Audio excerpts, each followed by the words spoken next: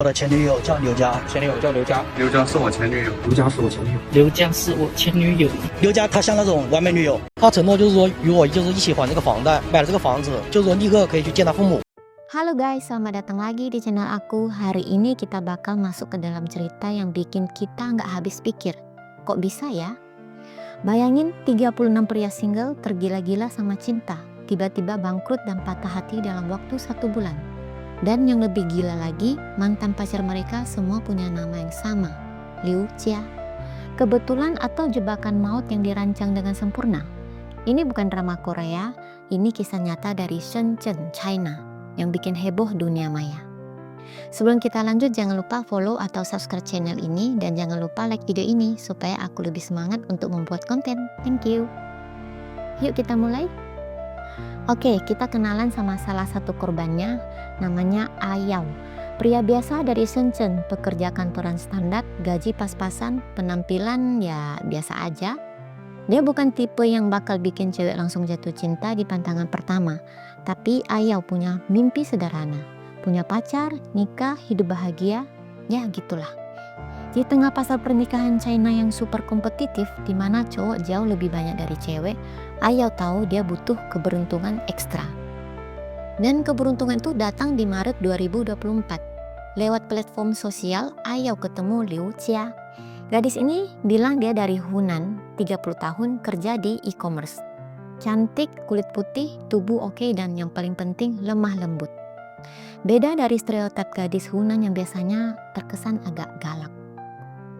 Mereka langsung klik, chatting tiap hari, kencan sederhana, dan Liu Jia ini tipe yang hemat.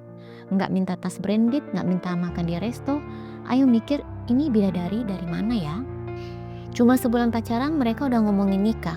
Sebulan, bayangin guys, biasanya orang pacaran sebulan masih bingung mau makan apa pas kencan. Ini udah mau ke pelaminan. Tapi di sini mulai ada keanehan. Ayao mengajak Liu Jia tinggal bareng tapi ditolak. Katanya, aku gadis konservatif, harus ketemu orang tua dulu. Dan kamu harus beli rumah dulu biar orang tuaku setuju. Ayao bingung, beli rumah di Shenzhen dengan gaji pas-pasan? Tapi Liu Jia sangat santai. Nggak usah di Shenzhen, di Huizhou aja. Harganya cuma 7.000 yen per meter atau sekitar 15 juta per meter. Total cuma 1 jutaan yen, ya kira-kira 2,2 miliar rupiah lah. Jadi jarak antara Huizhou sama Shenzhen itu hanya sekitar 65 km. Oke, kita lanjut. Liu Jia bahkan kasih rekomendasi kompleks yang katanya lagi ada subsidi gede dari pengembang. Liu Jia juga bilang, aku bakal bantu 30.000 yen untuk uang muka, sisanya kita cicil bareng. 30.000 yen itu sekitar 68 jutaan ya guys. Ayao mulai pikir, wah ini cewek serius banget mau nikah sama aku. Jadi Ayao nekat, dia ambil cicilan jutaan yen, bayar uang muka ratusan ribu yen, dan beli rumah itu. Bahkan nawarin nama Liu Jia dimasukin ke akta rumah, tapi Liu Jia menolak. Katanya, buktikan dulu ke orang tuaku kamu bisa beli rumah sendiri. Nanti setelah nikah baru tambah nama aku. Mendengar itu, Ayao terharu. Dia pikir ini istri idaman banget. Tapi guys, begitu rumah dibeli, Liu Jia berubah. Dingin, cuek, telepon gak diangkat, pesan gak dibalas. Terus tiba-tiba Ayao diblokir di WeChat. Liu Jia hilang. Ayao bengong. Dia nunggu kabar nikah, malah ditinggal tanpa jejak. Apa yang salah? Dia tidak tahu. Sampai suatu hari, Ayao ngobrol sama tetangga di kompleks barunya. Dan, boom. Ternyata ada 35 pria lain di situ yang ceritanya sama persis. Pacar mereka bernama Liu Jia, ketemu di platform kencan antara Maret sampai Juni 2024. Pacaran sebulan, diminta beli rumah di kompleks yang sama, dan ditinggal pas rumah sudah dibeli.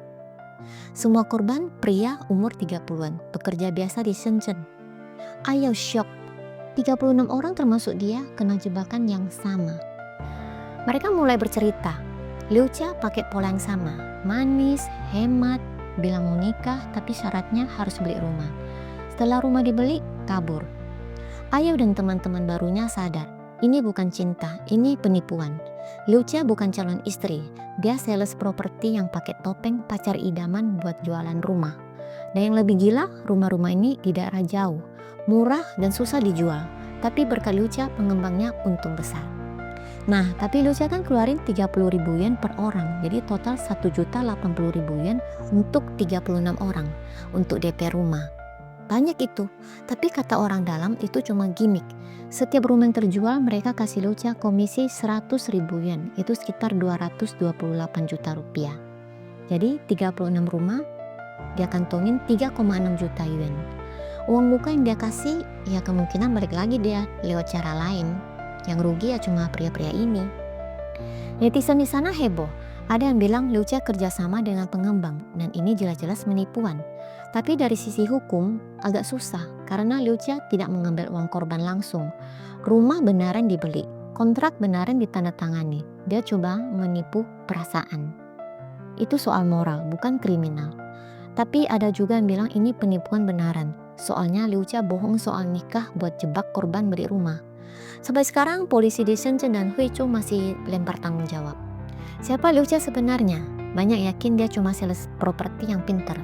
Tapi ada petunjuk lain, 2 agen yang urus pembelian rumah buat 36 korban yang punya perusahaan media sekarang kosong. Akun WeChat Liu Jia juga udah hilang. Apakah mereka bersekongkol? Belum ada jawabannya. Para korban memiliki kerinduan besar akan pernikahan dan stabilitas hidup. Liu Jia memakai kelemahan ini, janji manis, impian nikah, dan rumah.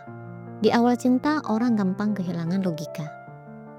Di China, ini disebut perangkap bidadari. Perusahaan properti memakai wanita cantik untuk menipu pria jomblo untuk beli rumah yang susah laku. Dan ini nggak cuma soal di Shenzhen, kasus serupa udah ada di mana-mana. Jadi pelajarannya, sebelum nikah cek dulu kesehatan, kepemilikan rumah, utang, kerjaan, keluarga, semuanya.